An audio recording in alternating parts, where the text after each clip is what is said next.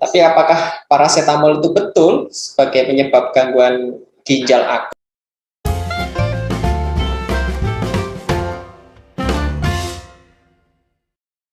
Halo teman-teman, nah kali ini kita kedatangan seorang tamu spesial yaitu dokter spesialis anak yang merupakan dosen juga di Universitas Surabaya dan dokter di Rumah Sakit Bakti Dharma Husada. Ya, beliau bernama Dr. Agus Cahyono. Halo dok. Halo dokter Sasa.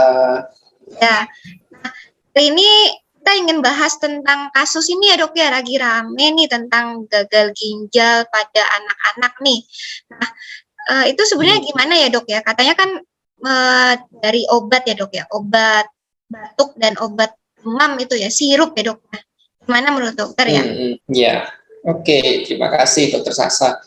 Ya memang akhir-akhir ini obat-obatan sirup membuat heboh ya orang-orang ya, terutama orang-orang tua ya yang punya anak-anak kecil tentunya. Dan ya namanya obat ya, hampir semua obat itu kan metabolismenya di hati dan ginjal kan, hampir semua obat ya, apapun obat itu. Nah kebetulan yang kemarin itu yang disebut-sebut itu parasetamol ya kan. Tapi apakah parasetamol itu betul sebagai penyebab gangguan ginjal akut? Belum tentu ya. Kan masih diselidiki juga. Kita tahu di dalam obat itu kan ada bahan aktifnya dan ada bahan pencampurnya kan. Dokter Sasa juga pasti lebih tahu dari saya tentang hal itu. Nah, masalah dasarnya itu kan masih kita belum tahu ya. Nah, dan yang lagi beredar juga katanya berhubungan dengan DEG dan ethylene glycol ya. Apakah benar juga ya? Masih diselidiki juga. Kalau kita mau berpikir atau kita sedikit lebih panjang ya, memang penyebab gagal ginjal itu banyak ya kan. Obat bisa infeksi, bisa kurang cairan, dehidrasi, apapun ya, banyak penyebabnya ya. Dan bagaimana dengan masalah pencampur parasetamol itu kan, pencampur obat sirup. Nah, di etil DEG ya, DEG itu kan sebetulnya kan dia kan nggak boleh ada ya di dalam sesuatu yang apalagi obat ya, nggak boleh ditelan ya. Dalam dosis tertentu itu pasti menyebabkan toksisitas ya kan, terutama di ginjal ya. Bisa juga di organ yang lain, bisa di hepar, bisa di otak ya, bisa di ginjal. Nah, ini kalau batasnya melampaui ya bisa mengakibatkan gangguan ginjal gitu. Jadi terus ya, tapi memang sekarang masih diselidiki ya. Jadi kita masih belum dapat menyimpulkan. Memang itu bisa, ya. DEG itu bisa, ya. Ethylene glycol juga bisa. Cuma penyelidikannya kan masih belum selesai sepenuhnya. Ya. Jadi nanti kita tunggu aja lah BPOM yang mengeluarkan pengumuman resminya gitu ya. Ya dok.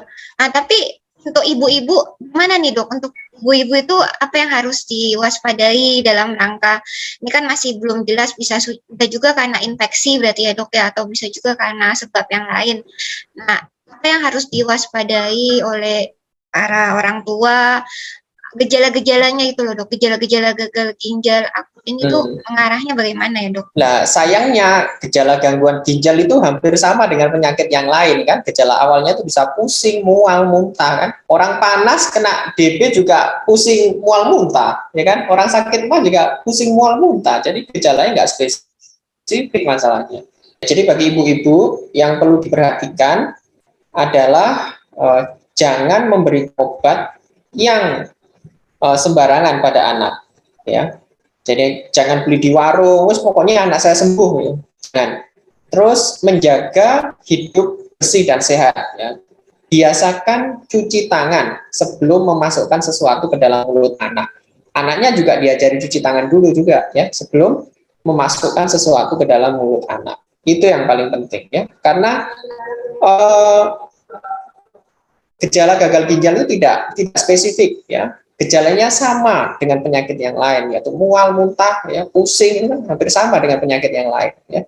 Jadi gejala awalnya nggak spesifik, tapi memang nanti ujung-ujungnya anaknya nggak kencing atau kencingnya berkurang gitu. Kalau memang itu suatu tanda gagal ginjal gitu. Itu dokter Sasa. Dok, jadi yang harus diperhatikan itu pipis itu diusahakan berapa lama sekali ya dok ya berarti ya? Maksudnya jadi dalam berapa jam yang ibu-ibu tuh perlu khawatir bahwa ini anaknya ini berbahaya gitu dok? Jadi kita tuh kencing itu kalau paling banyak kan di siang hari kan ya, betul nggak? Siang hari. Nanti kalau pas tidur kan kita nggak kencing tuh sampai pagi, betul nggak? Nah, jadi yang perlu diwaspadai, kok kencing anak saya berkurang ya? Nah, itu satu, ya kan? Berkurang itu nilai siapa? Ibunya lah menilai ya. Pasti dia tahu, ibunya tuh pasti setiap ibu yang baik dan perhatian tuh tahu. Oh, anak saya kok biasanya basah ini kok 2 jam kering ya. Nah, itu kan suatu tanda awal. Jangan-jangan kurang minum atau ada gangguan ginjal atau apa gitu kan.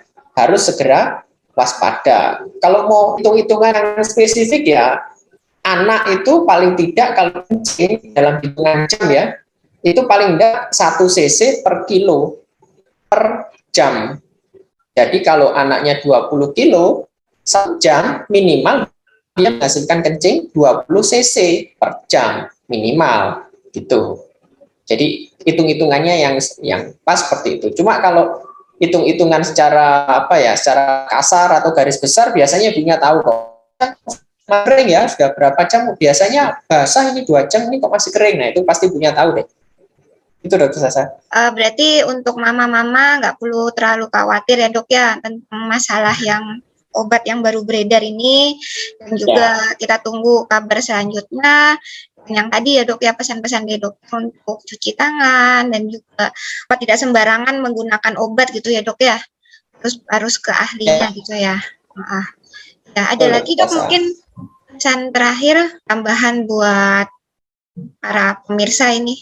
Ya, bagi ibu-ibu yang masih punya anak kecil, ya jika anaknya sebaik mungkin gitu kan, karena memang pandemi belum berakhir gitu ya. Ini masalah baru juga, masalah ginjal itu ya. Tapi tidak perlu khawatir, yang penting adalah PHBS ya, pola hidup bersih dan sehat, dan tidak sembarangan mengkonsumsi obat-obatan apapun gitu ya, tanpa konsultasi yang tadi. Itu aja dokter Sasa ya.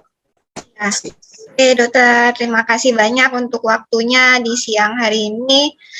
Like, komen-komen, dan juga subscribe di video saya ya. Bye-bye.